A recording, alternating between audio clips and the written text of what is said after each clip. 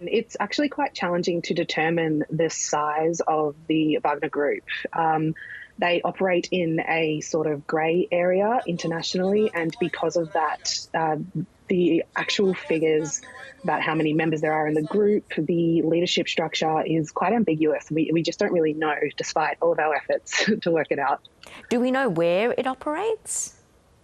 The organisation itself isn't really an organisation. It operates out of a collective of shell companies and front organisations. Their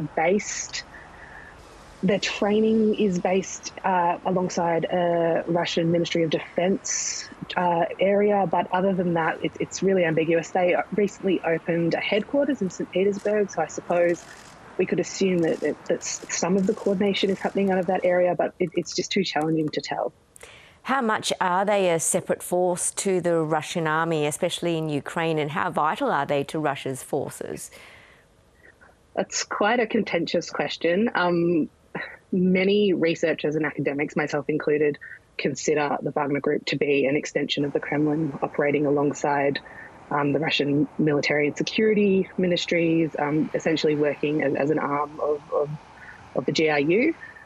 In Ukraine, I suppose they have functioned as somewhat of an effective force for cannon fodder. They have pumped a lot of numbers into Ukraine to substitute the military effort that's ongoing. Their effectiveness really, they have been quite instrumental in capturing villages and certain areas of cities, but it's, again, challenging because they're quite integrated with the military effort. How important is testimony from defectors like Andrei Medvedev in gathering a better idea about how Wagner operates? It's absolutely essential. That information coming out of defectors is really important for researchers to create a sense of what Wagner's up to, where have they been, do we have any idea of the strategy that's coming out of those areas.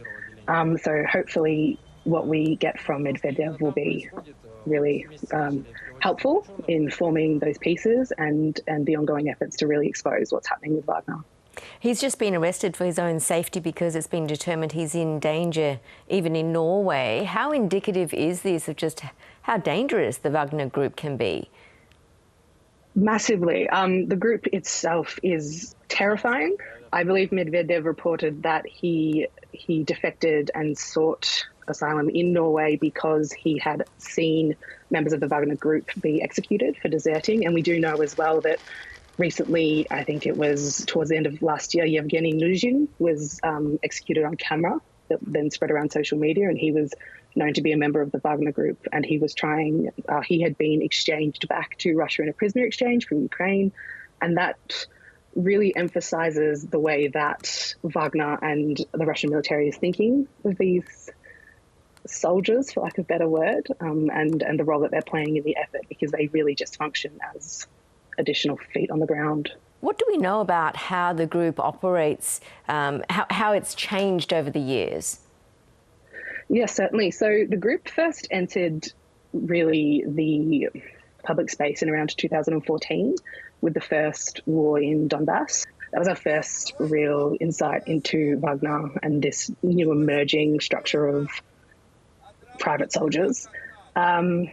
Over the last 8 years, they've operated in several countries internationally as on-call armies, providing security for regimes and autocratic actors.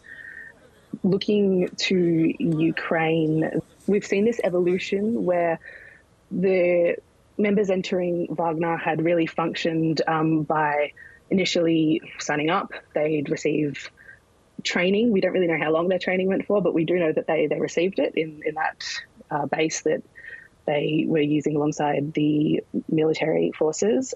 However, in the last 12 months, we've seen this shift where Prigozhin, who is the financier of Wagner and the head who created this private military, he has been recruiting from prisons, and new recruits and conscripts aren't really receiving any training. There have been reports that that's quite a contentious issue at the moment, and they're needing to source their own equipment, including medical equipment, And so I think there's been a remarkable shift in really how the group's operating.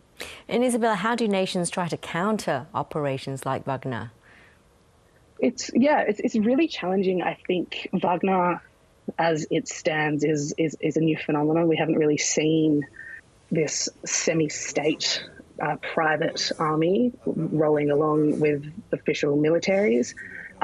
We've seen sanctions placed on integral members of the Wagner Group, including its leader Prigozhin.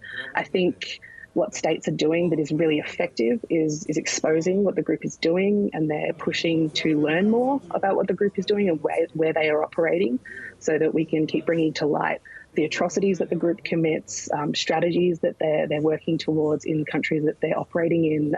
That's really helpful, I think, in exposing just the inner workings of the group.